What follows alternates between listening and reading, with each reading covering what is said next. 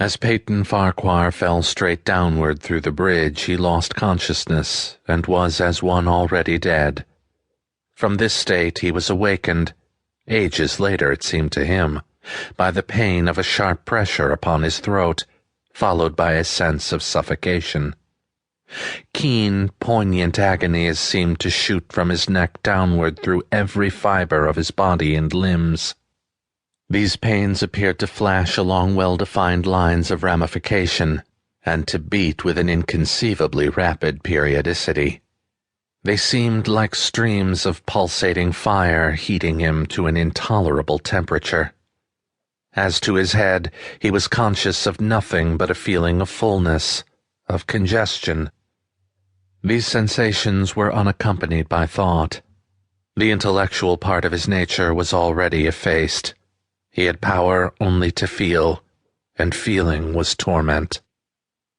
He was conscious of motion. Encompassed in a luminous cloud, of which he was now merely the fiery heart, without material substance, he swung through unthinkable arcs of oscillation, like a vast pendulum.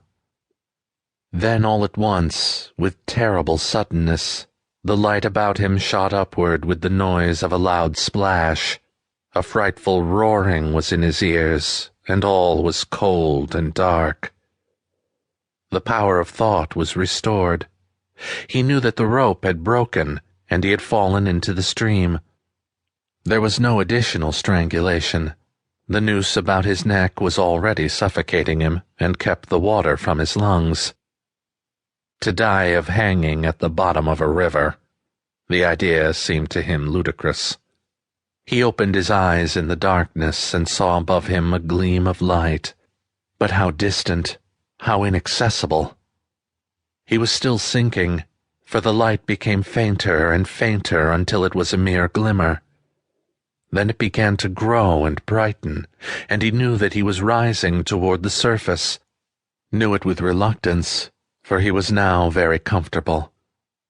To be hanged and drowned, he thought, that is not so bad. But I do not wish to be shot. No, I will not be shot. That is not fair. He was not conscious of an effort, but a sharp pain in his wrist apprised him that he was trying to free his hands. He gave the struggle his attention, as an idler might observe the feat of a juggler, without interest in the outcome.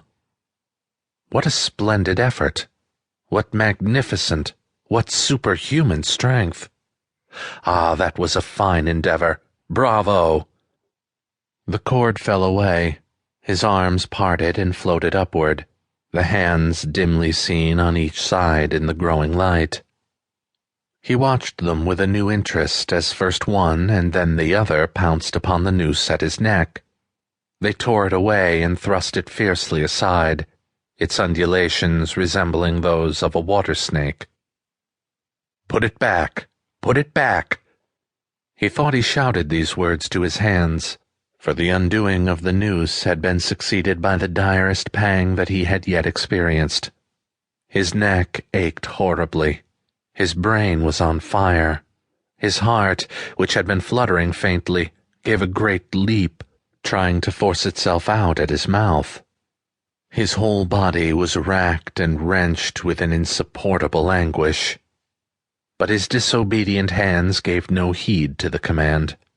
They beat the water vigorously with quick downward strokes, forcing him to the surface.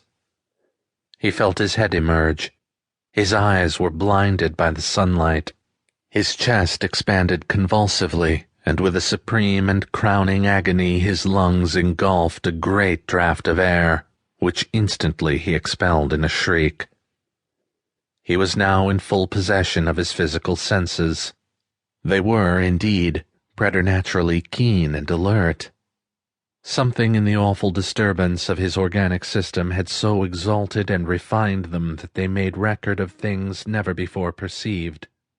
He felt the ripples upon his face, and heard their separate sounds as they struck. He looked at